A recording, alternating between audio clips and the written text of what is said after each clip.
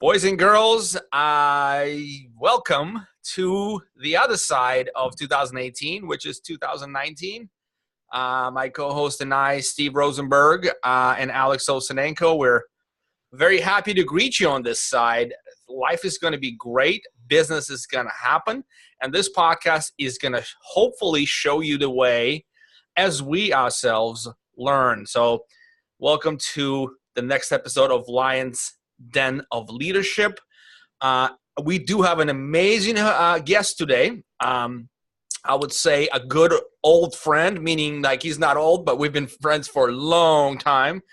And his name is Todd Breen, and he's going to school us on some things. Todd, how are you? Great. Good to be with you, gentlemen. It's a pleasure. And, of course, Steve, say hello. I mean, people want to see you this year.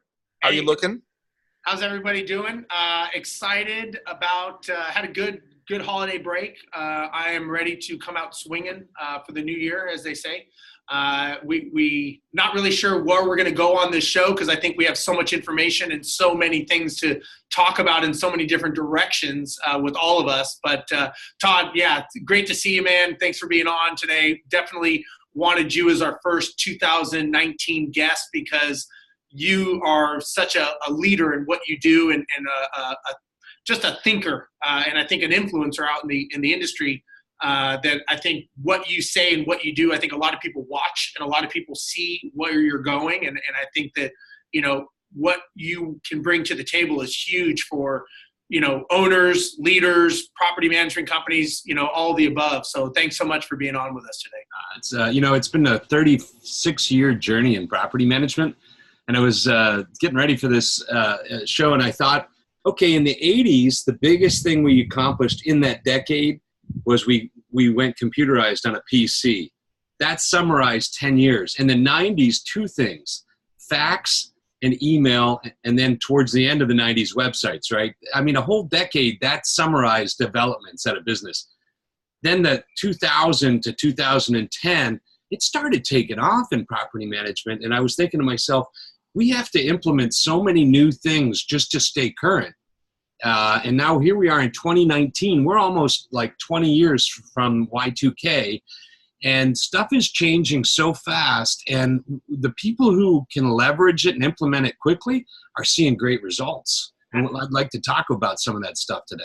There's also a thing about the squirrel mindset where, you know, there's so many things, and you know these people. There's some people online on these forums, you know, they argue a lot of things back and forth, but they don't take it home. They don't self-apply. They're not like Brad Larson, like monster implementer. I haven't heard that term being said for a year or so, but that's kind of what he is. But the truth of it is you have to really understand your business, pick and choose stuff, and the EOS process really helps you sort of structure that. But Todd, I want to start with a story, if you don't mind. Okay. And keep in mind, this show is for entrepreneurs. Some folks do not own a property management company, though I believe, Steve, a majority of our audience would be. Correct. But just to give you the sort of the nature of what we're trying to deliver here is the advice from those who we're in the trenches and we're doing things, and hopefully that advice helps other people who are struggling a little bit or looking to improve. So, Todd, story. I know back in 2015, maybe it was 14. I can't remember. It was 5 years ago when you and I had a conversation. You remember? I vividly remember that conversation. Let me give you my recall of it, and you tell me if it was true or not. Okay. All right. You just you had Virtually Incredible for maybe a couple of years at that point, and you did a lot of video tour trainings, like how to do videos. Remember, you were selling that equipment set. Right. You were the first one to introduce, somehow put together a package that people could buy actual cameras from you. And I know many customers did, and they used them, right? Yeah. So that was your gig back then. And you and I had conversations, and you were sort of like, you were oscillating between, okay, where should I do next? What's the next thing? And you are a visionary guy, absolutely. Like if there's a visionary out there that fits a profile, you're like that profile, right? Do you agree? Entrepreneur. I look at him as a true entrepreneur. Correct. True entrepreneur, but more of a prototyper rather than operation, focused guy, right? Yeah. And we were talking about this, and you brought up an idea of outsourcing. Back then, there's nothing like that, right? Nothing like that. And I sort of latched to it. I'm like, Todd, this is it, man. You got to, like, you got to go off. Of course, there's a lot of complexities there. You already had a few people in Philippines, I remember, doing some of the video processing for you, but not really anything major. And so we got into that conversation about outsourcing. That seemed very exciting to me. And sort of, we had an hour conversation or so, and then I left, and then next thing I know, you're doing this thing. Do you recall that conversation? I do. And I recall one other part of the conversation. I told you as a B2B entrepreneur, because I own a property management company, but through Virtually Incredible, I'm a B2B entrepreneur as well. And I decided at that time, after doing video, which was really cool, a lot of people liked it to market their businesses, but it wasn't an essential service for their management company. And I said, from now on, I'm going to get into stuff that's not optional. Do you remember that part of the conversation? I do.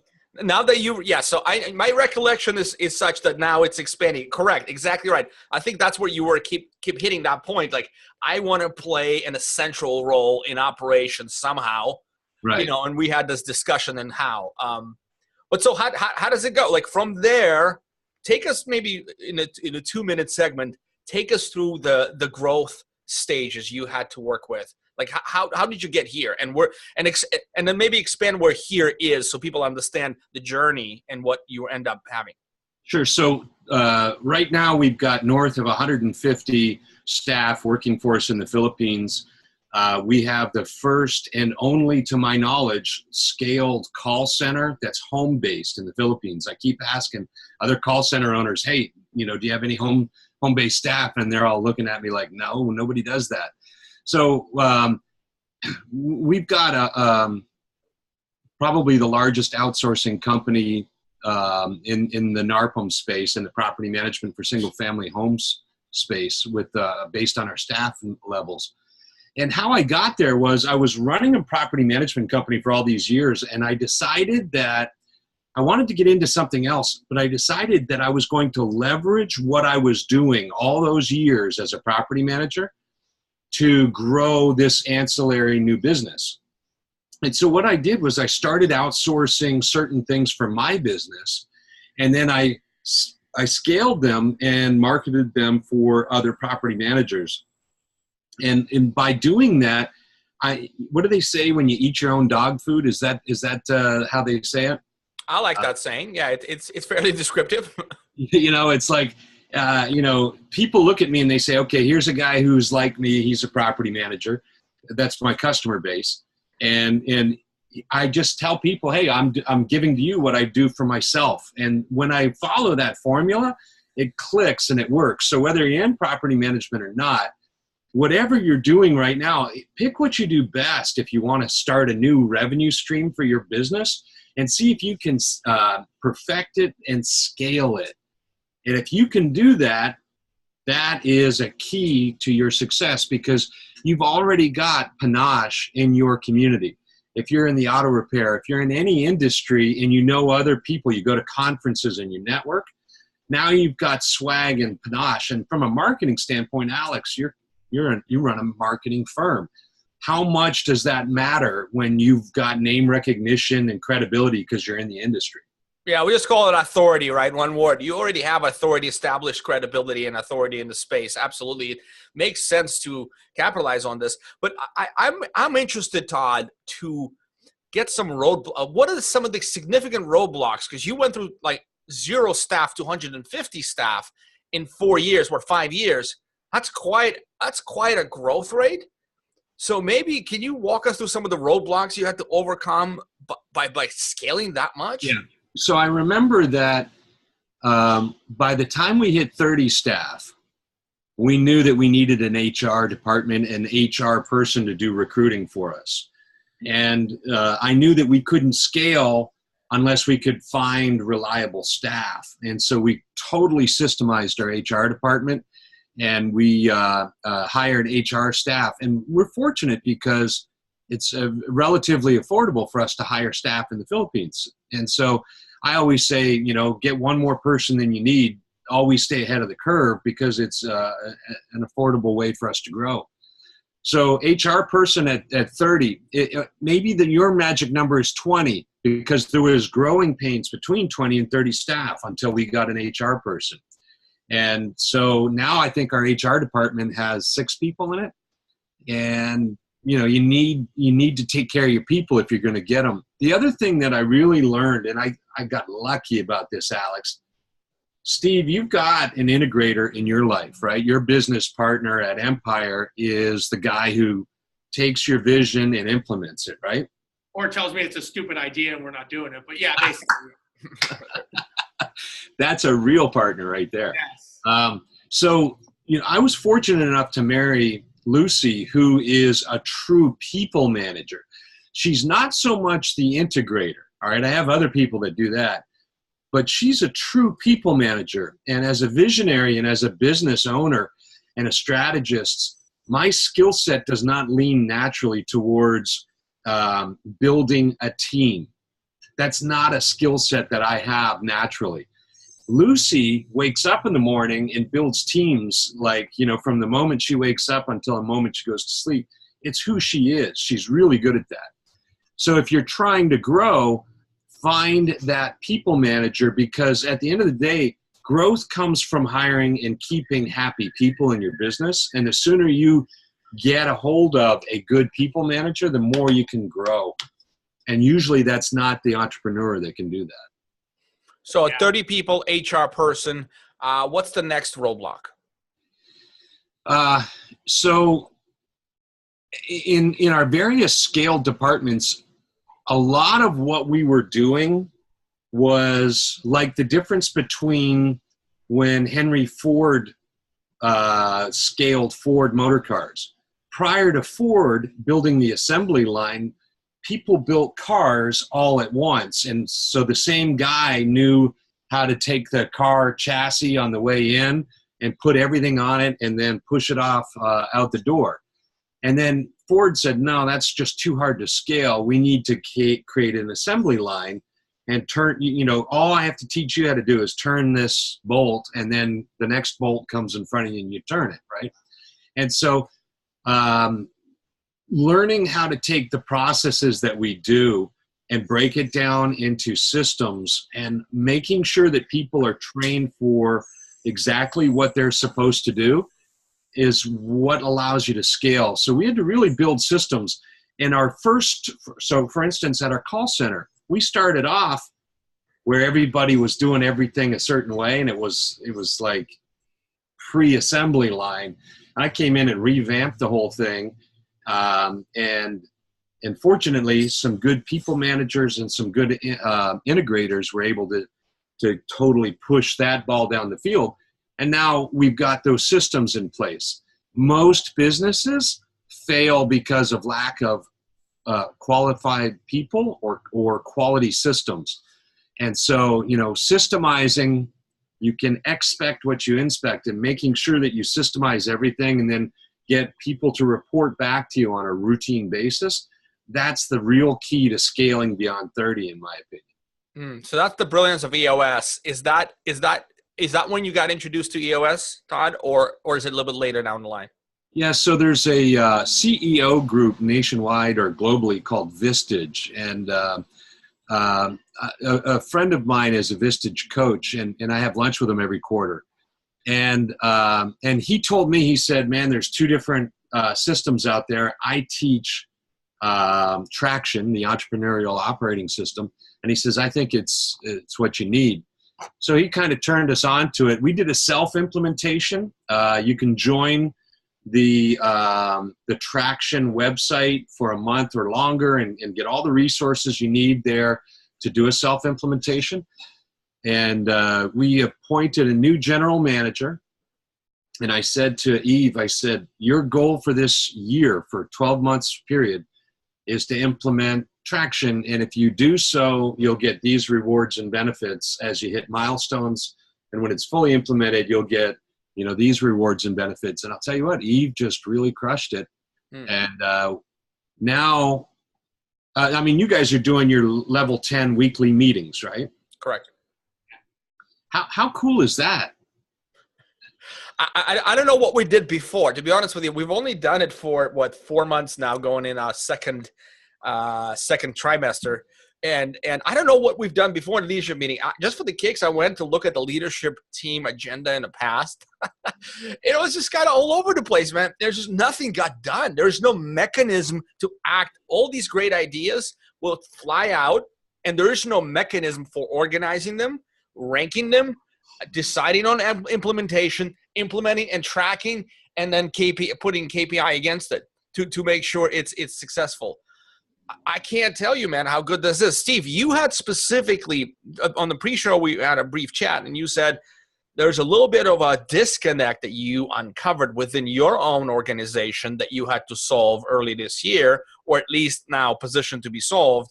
I think a lot of us who are considering implementing the system or very early implementers would love to learn from that conflict. Do you mind sharing?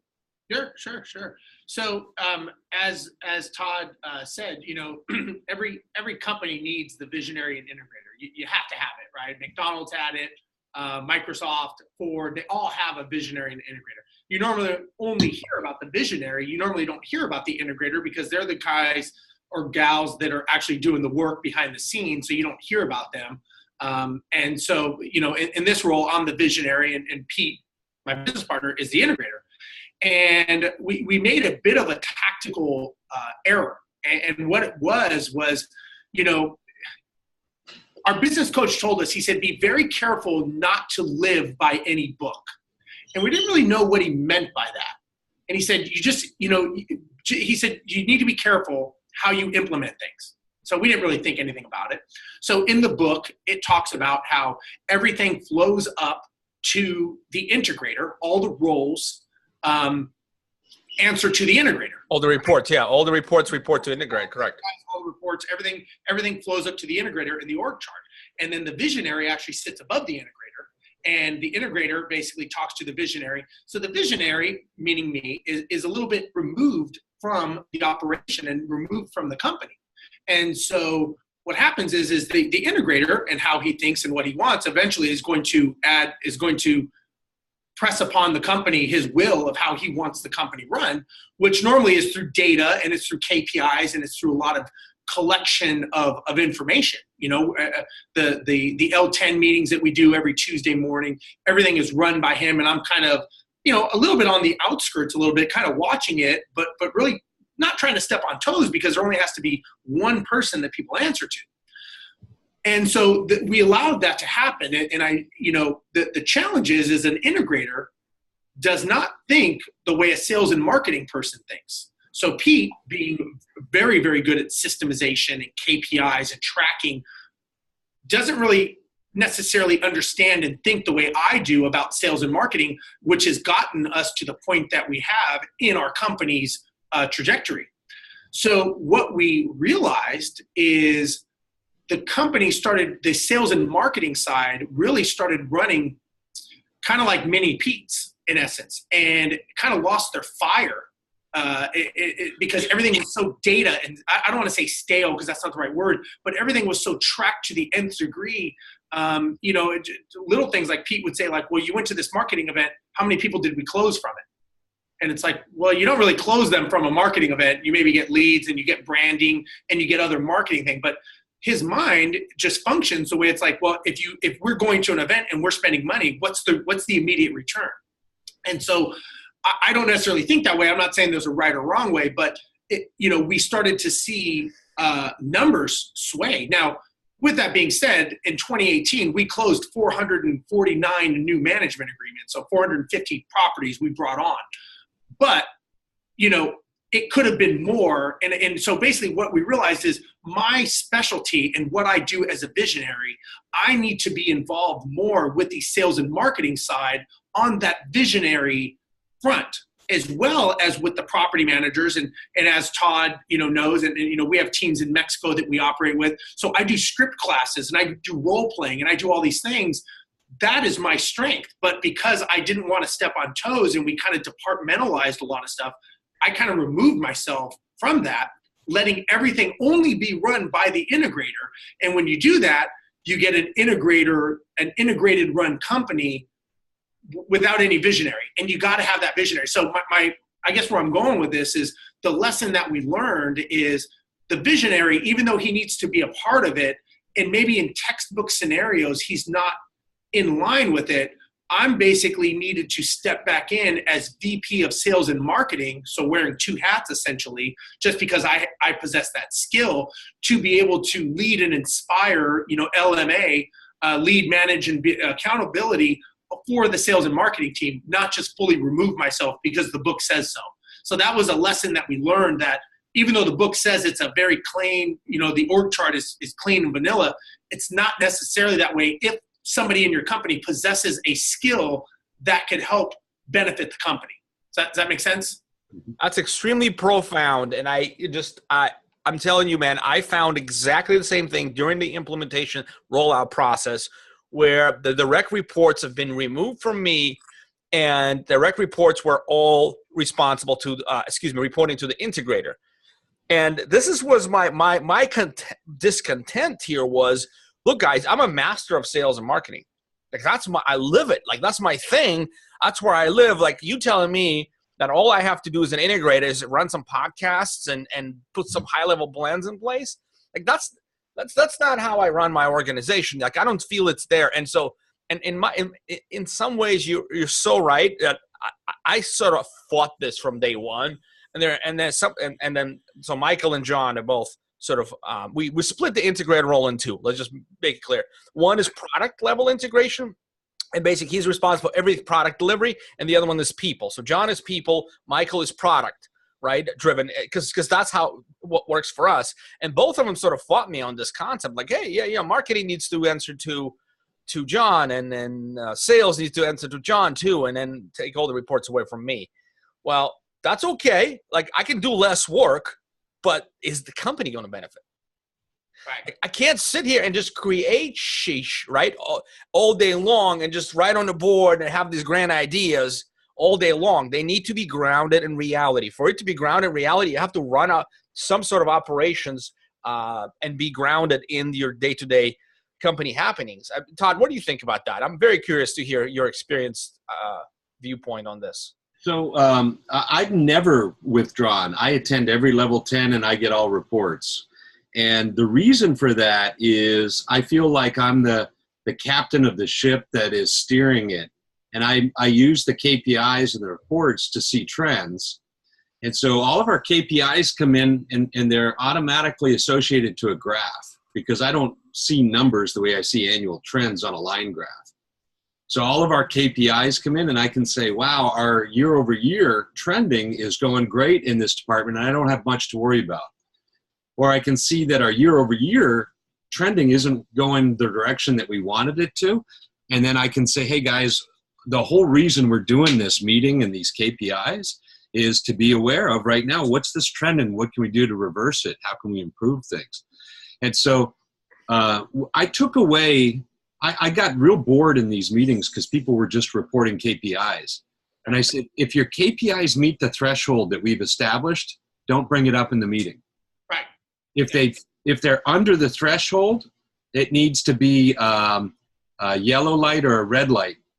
Yellow light means I'm on it, I'm not worried about it, and I'm taking corrective action. Red light means, hey guys, I need your help. I don't know why this is going this way. And so now we focus our level 10 energies in looking at the red lights in the meeting and collectively all seeing what we can do to help each other. I'm sorry, go ahead, Todd. No, go ahead. A couple other challenges that we uncovered, I'll say, and again, every company has their own dynamics, was one thing that Pete has them all do, which I think is great, is when everyone turns in their KPIs, they have to give an executive summary. Yes. Why? And I don't know if you do that, but it's same thing. But one of the challenges we realized is, and again, it's all about definitions, right? And making these definitions in anything that you do, right? I think definitions are important. I think a lot of people don't understand definitions. And, when we were talking to our business coach about this, he said, be very careful calling it a leadership meeting. And we're like, what do you mean? He goes, there's a definition with leadership that you need to be very careful that it can burn you. Again, didn't really understood what he meant. And like any business coach, they don't give us the answer. They make us figure it out, right? Which is good. What he meant and what ended up transpiring was too many Indians, too many chiefs and no Indians. Everyone's got an opinion. Everyone's a leader. Everyone's protecting their domain of department to the, without anybody giving the final say, saying, this is what we're doing. Now, Todd, you said it eloquently when you said that you were the captain of the ship and you're making the decision. What we found is we started giving it's kind of like an employee-owned company, right? Everybody wants high pay. Everybody wants, ownership. But at some point, someone's got to say, no, this is not the best thing for my company. I own the company. This is what I need to do as the final say. And it sounds like you're good at that. With our virtual assistants in Mexico, it's not a problem. We actually started leadership meetings with our virtual assistant teams in Mexico, and we got them the books. They would go to the class. Now they actually get together and do their own L10 meetings on their own to come up with challenges and to come up with things. And that has really proven. We just started it last couple months ago, but that has proven that, hey, they're thinking on their own. They're doing their own thing. They're making decisions. It gets kicked up to their department leader. But that leader word, you got to be very careful with it because it comes with an empowerment. And I'm not saying you don't empower your team, but if you're not having the final say, and Alex, I don't know how you're running this. I'm sure Todd already has gone through the trials and tribulations of this. But we learned that all of a sudden we had to kind of put our foot down and say, okay, hold on a second. We need to do what's best for the company, not what's best for your department. And that was a kind of another eye-opening that we kind of had to get smacked back in. Todd, did you have that as your transgression as you grew this, or no? I never took my hands off the wheel of the ship. Never have, never will. I mean, I look at that level 10 meeting on Wednesday mornings as my opportunity to get the pulse of what's going on at the company, to interact with each one of my leaders, because, we're all remote. Sure.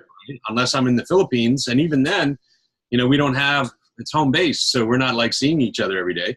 So this Wednesday meeting is a chance to interact. It's a chance to see what's going on. And the initial thing was I didn't want to have anything in the red on my report because they were afraid that the meeting would be a witch hunt. And so I talked with Lucy about it, my wife, who's the people manager. I said, make sure everybody knows that this is a collective way for us to help each other.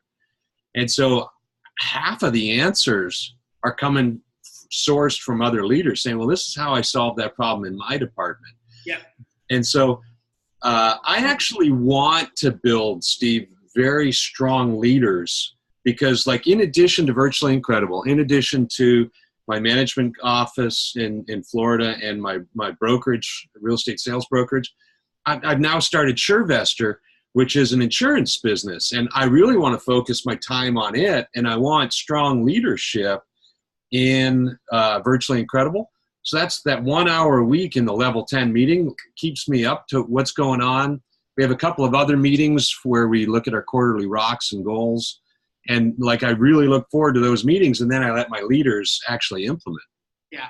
Yeah. And I think that, our mistake, if you will, was, as you said, I mean, like it, love it, or leave it, was taking our hands off the wheel. I think it's a maturing thing that we had to, we let the pendulum swing a little bit too far, and then we caught it, and now we're swinging it back, and we're going to find that happy center.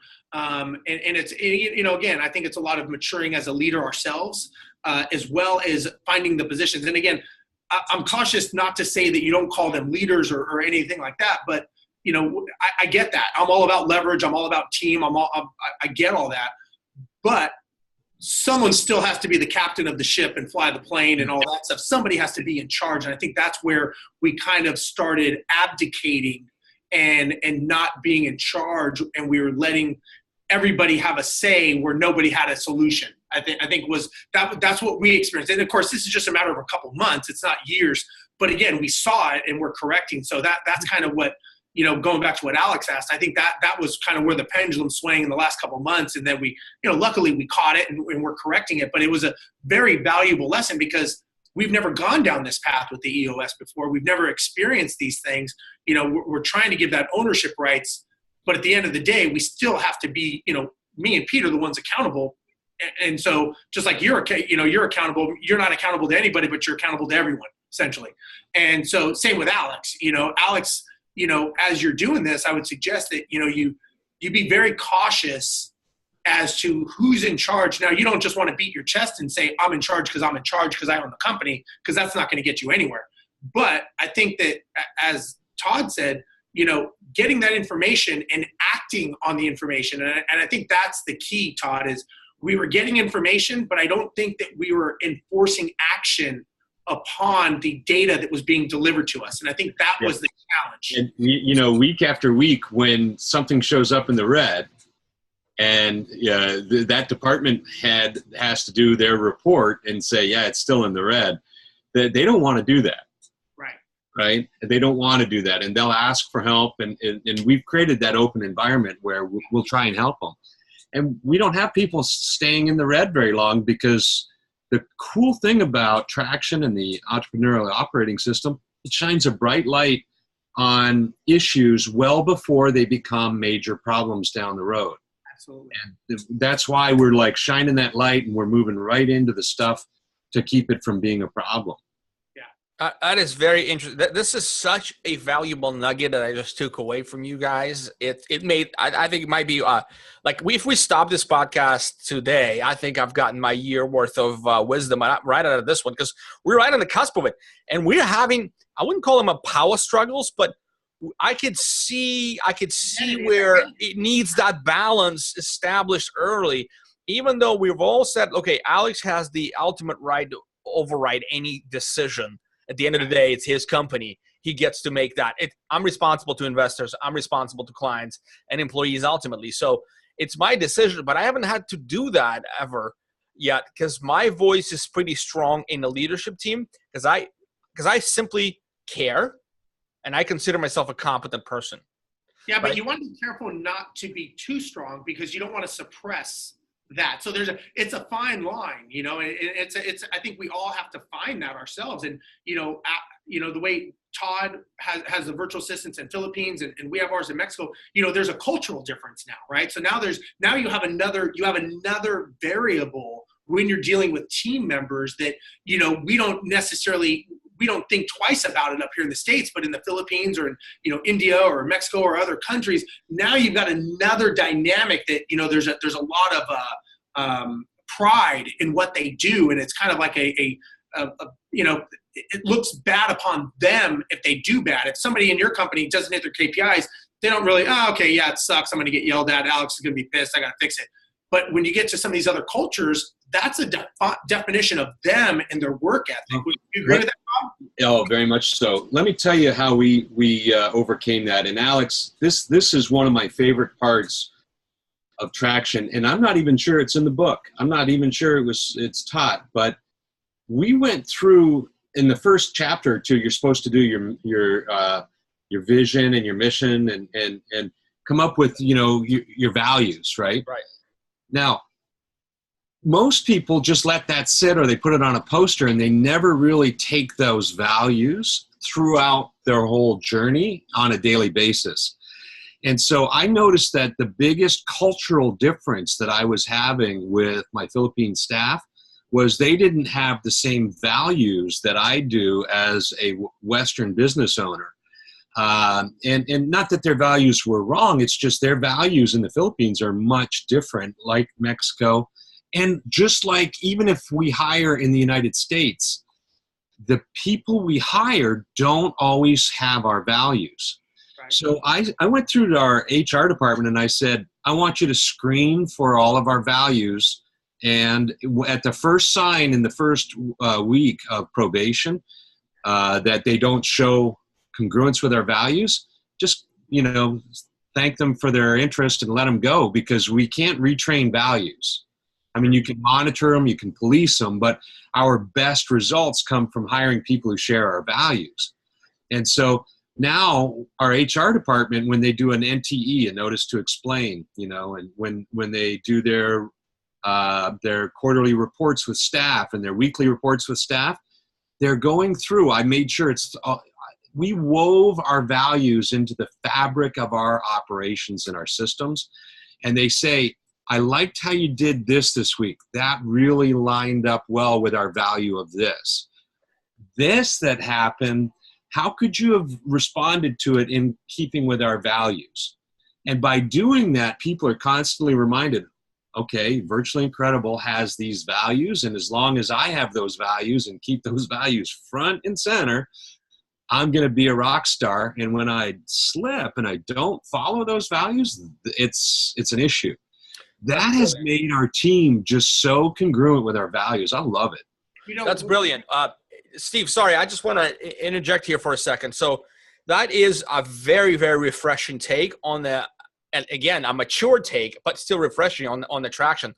You're right. There's that core value initial creation process during that first long, 1 day offsite meeting where you establish those core values, agree on them, and then rate people against those core values, plus minus what have yous. But I've never, so we've done this to an extent we feel we can, but I could do better.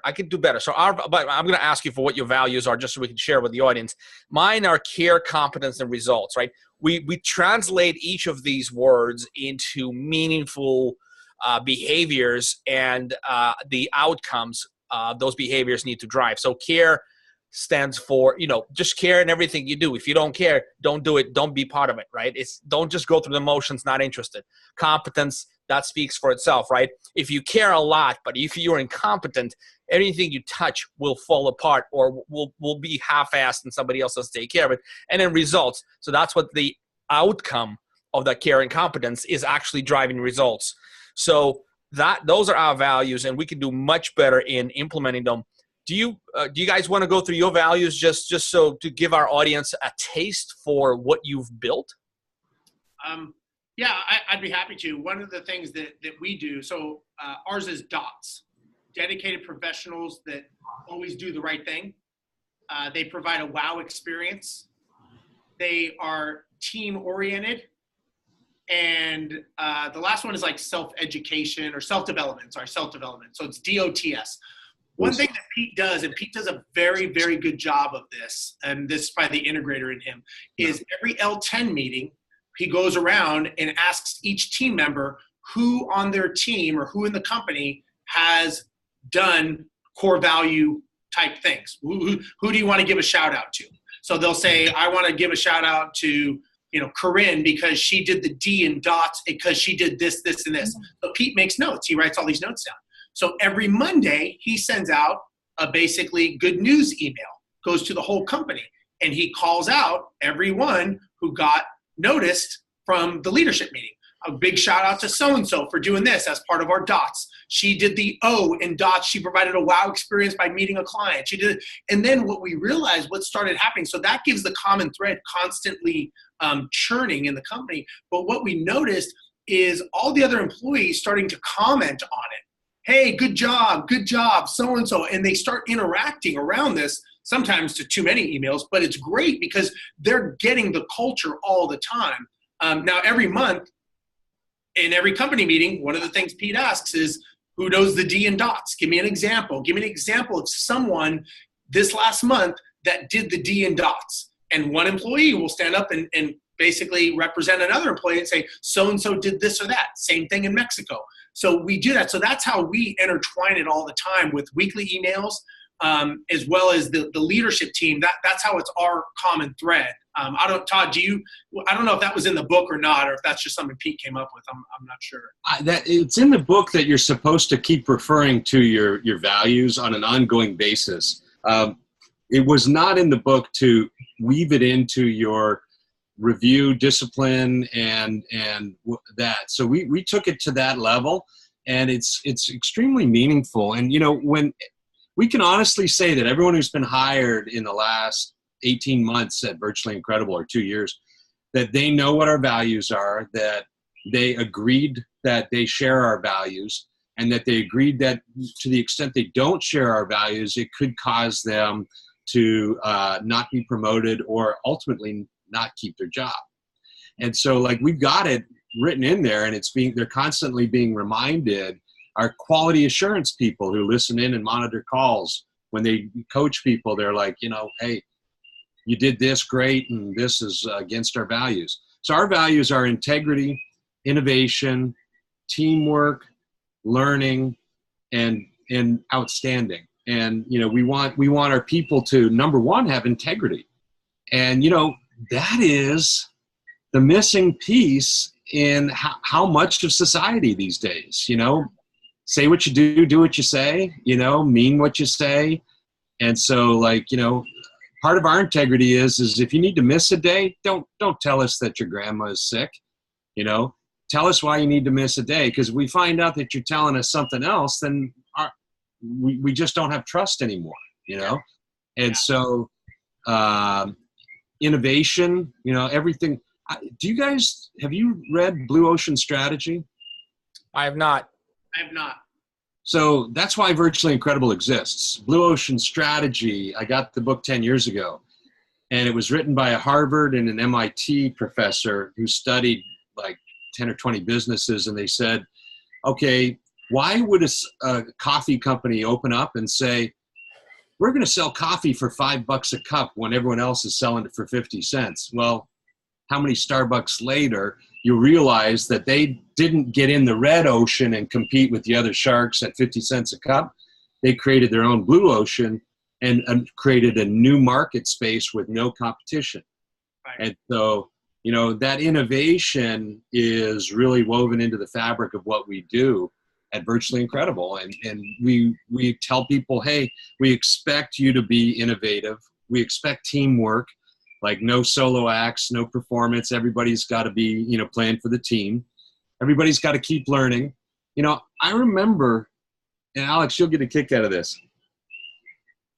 I used to think if it's to be, it's up to me. That used to be my old mentality. And every chance I get, I keep on changing that to if it's to be, it's up to me to hire, train, motivate, and inspire and lead others to accomplish for me.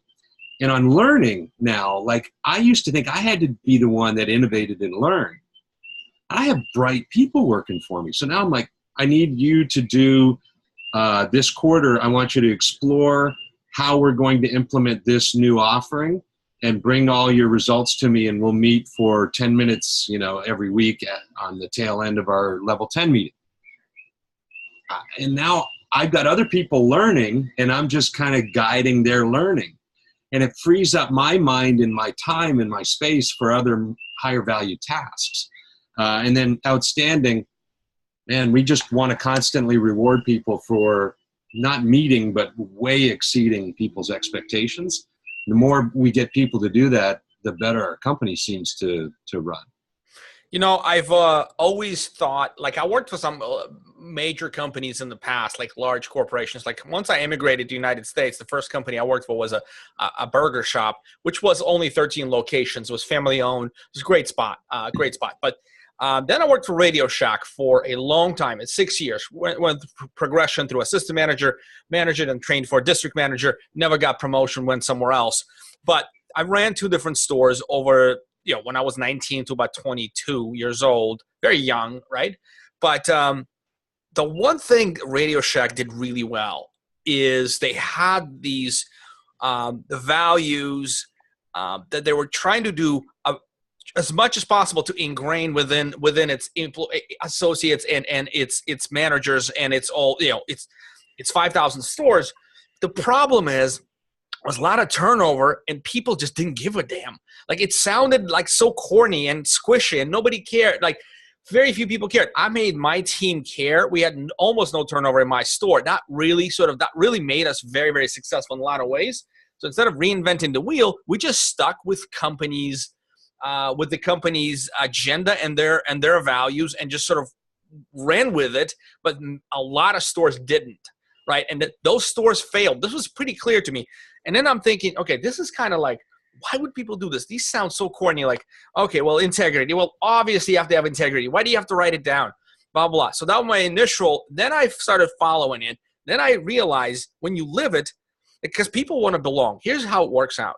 Okay, all of you thinking, core value is not for me. Well, people want to belong, right? You spend so much time at work. What happens is you're not an individual. You become part of the team. If that team has no particular aim, and it's not being, even if it has an aim that is kind of forgotten and nobody really follows, there's no examples, and nobody's calling this out, it just begins to rot, right? And you basically you're going to switch off and do something else at work when nobody's watching, right? You're going to go watch YouTube videos. You're going to do things that, because you're not engaged. It's not, you don't belong. It's not an organization. That's why all these organized religions and everything else works really well, because there's a cause and people follow that cause. They buy into this cause. They want to belong. We're social creatures.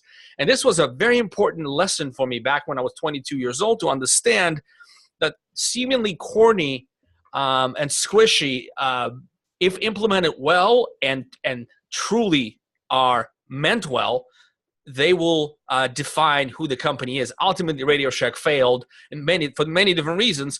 And I think one of them is they just couldn't get their store managers to care enough. Steve, do you have a take on it? No, I agree. I mean, I think did I stop you with my profound? I was trying to figure out what kind of birds are chirping in the back of Todd's dog, actually. What a life, right? It's middle of winter, and I hear birds chirping in his backyard. Alex, you know what? Part of why Radio Shack went out of business is Amazon and mail order, and they never, just like Walmart and so many other stores, they never got ahead of the curve to own market share and online. And you know, the bottom line is, with values that are properly modeled by the leadership, and we're very careful to show those. You know, it's one thing to say you have integrity, but then when you tell your staff, "Oh, do something," you know, that crosses the line, they don't believe you have integrity, right?